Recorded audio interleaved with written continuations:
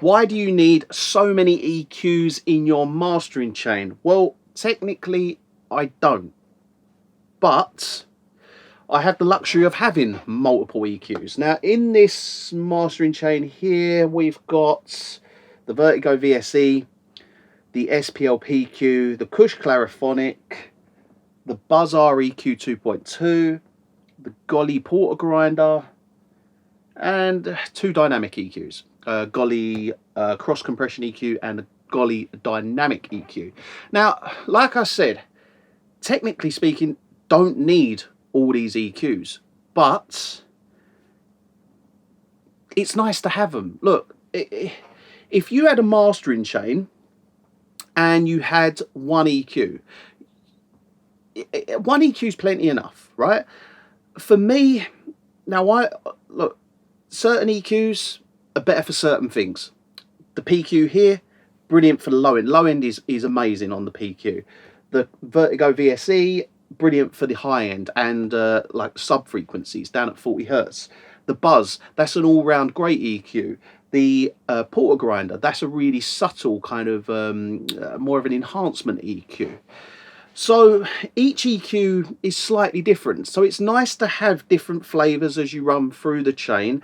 But for me, the reason I have multiple EQs is because I like to stage them in different places throughout the chain. Now, here I have the SPL PQ, and that is run off the Gemini, the SPL Gemini, which allows me to use it in mid-side. So I've got a mid-side EQ here. Now, this is the thing with the PQ is that I can use it to shape and kind of create my stereo image, create if I need more weight in the low end but I only want to put it in the mid, I can put it there. If I want to bring out the highs just on the sides, I can do that. That's what I use that EQ for. Now, if I just had that EQ, I wouldn't get as great a sound because I physically need another EQ further down the chain, which then does my stereo EQ. So the PQ is my mid-side EQ. The Buzz REQ is my kind of, let's call it like a workhorse EQ, my everything EQ.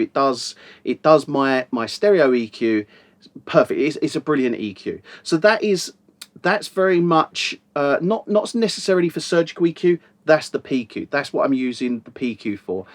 The Buzz is just my EQ. That's my EQ where I bring out the certain frequencies I want to bring out, and I can enhance the low end. I do all of that on the Buzz. I then hit the compressor, and then after that, I've then got my Golly Porter Grinder EQ. Now, the reason I have an EQ after the compressor is because once compression has been applied, I want to bring out certain things. And the Porter Grinder is incredible for that. It's one of the best EQs for really subtle enhancement. It's really good. And then I have the option in there to use that in mid-side. So I can use it in stereo, or I can use it in mid-side.